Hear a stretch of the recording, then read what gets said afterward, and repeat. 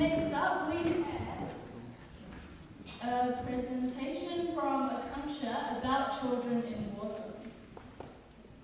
Conflict in 5 continents across the globe, including in countries such as Sudan, Afghanistan, Ukraine, Nigeria, Iraq, Libya, Syria, Somalia, Israel, Palestine, and Colombia. And this isn't anywhere near the complete list. The total fatalities in each of these countries numbers from the hundreds to the thousands to sometimes even the hundreds of thousands in some cases. Among all these fatalities are children. Most recently in the news, we have seen how conflict has led to the death of numerous minors, with over 500 Palestinians and 4 Israeli children being killed because of the most recent war that's occurred. But death is not the only tragic thing for these children in war zones all over the world. What are the impacts of violence and conflict for children? Well, first there are the physical effects, the most obvious effects for children being killed and injured by the bombs and bullets of war. Some are recruited to become soldiers and are placed directly in the firing line. Even when battles are over, landmines and undisclosed devices claim limbs and lives. Rape and sexual violence are also increasingly being used as a weapon for war. Many girls are injured in such a way that they cannot have children in the future.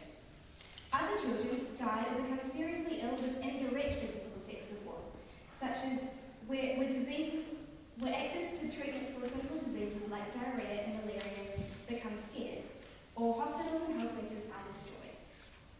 Then there are the psychological effects of war on children.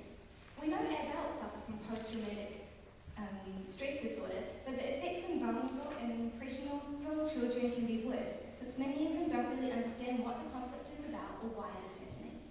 It can affect their ability to form healthy relationships with adults and their peers. Some turn to alcohol or drug use as a coping mechanism. This behaviour is very common among child soldiers. As well as this, many of these children struggle to grow up as orphans or having lost members of their family. As a consequence of conflict, children and young people can lose their confidence, their trust in others, and their trust in their future. One of the worst effects of war is the way it disrupts and destroys children's education. War destroys industries, jobs, infrastructure. It can put a huge strain on families, and conflict is usually taking place in the poorest countries as it is. Parents often can't afford to look after their children and may be forced to keep them at home to look after siblings, to work instead of going to school, and many children even end up in the streets in the most acute cases of poverty. During conflict, children and young people's rights are violated on a massive scale. Children's rights to be protected from violence, abuse, and neglect are destroyed, and their right to live and be supported to develop to their full potential is stolen from them. Every child deserves the right to childhood, and no child should be part of war.